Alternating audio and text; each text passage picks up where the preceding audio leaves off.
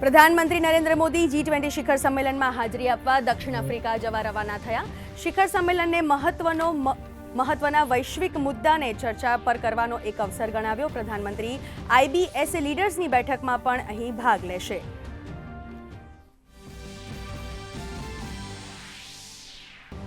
કેન્દ્ર સરકાર ઘૂસણખોરોને દેશવટો આપવા પ્રતિબદ્ધ હોવાનું જણાવતા કેન્દ્રીય ગૃહમંત્રી અમિત શાહ કહ્યું કેટલાક રાજકીય દળો SIR કામગીરીનો વિરોધ કરી આ મુહિમને પાડી રહ્યા છે નબળી। ભુજમાં BSFના 61મા સ્થાપના દિવસની ઉજવણીમાં ગૃહમંત્રી થયા સહભાગી તો મોરબીમાં ભાજપા કાર્યાલયનું કર્યું ઉદ્ઘાટન।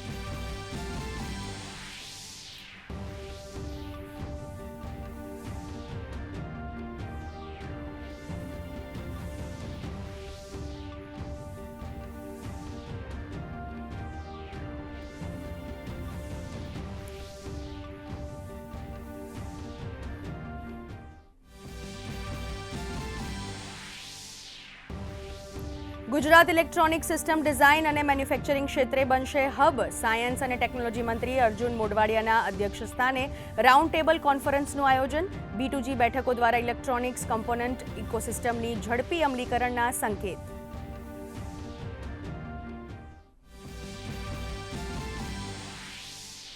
પંચમહાલના ગોધરાના રહેણાંક મકાનમાં વહેલી સવારે આગની દુર્ઘટના। એક જ પરિવારના 4ના મૃત્યુ। ધુમાડા અને ગુંગળામણના કારણે મૃત્યુ થયું હોવાની પ્રાથમિક અનુમાન।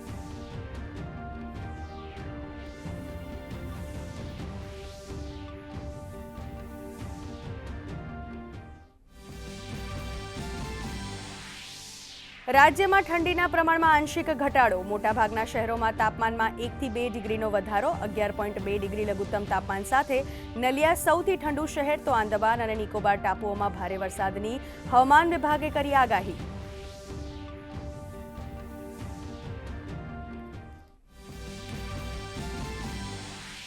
છપ્પનમાં આંતરરાષ્ટ્રીય ફિલ્મ મહોત્સવમાં આજે ક્રિએટિવ માઇન્ડ ઓફ ટુમોરોનું કરાયું ઉદ્ઘાટન। કેન્દ્રીય સૂચના અને પ્રસારણ મંત્રી રાજ્યમંત્રી L મુરુગને યુવા સંમેલને કર્યું સંબોધન। કહ્યું યુવાનો જ વિકસિત ભારત 2047નું કરશે નિર્માણ।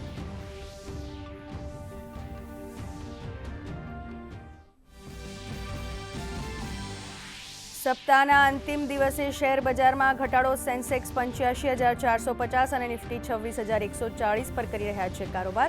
મેટલ્સ, બેંક અને એનર્જી સેક્ટર્સમાં વેચાવાલીનું ભારે દબાણ। સોના ચાંદીના ભાવમાં પણ ઘટાડો।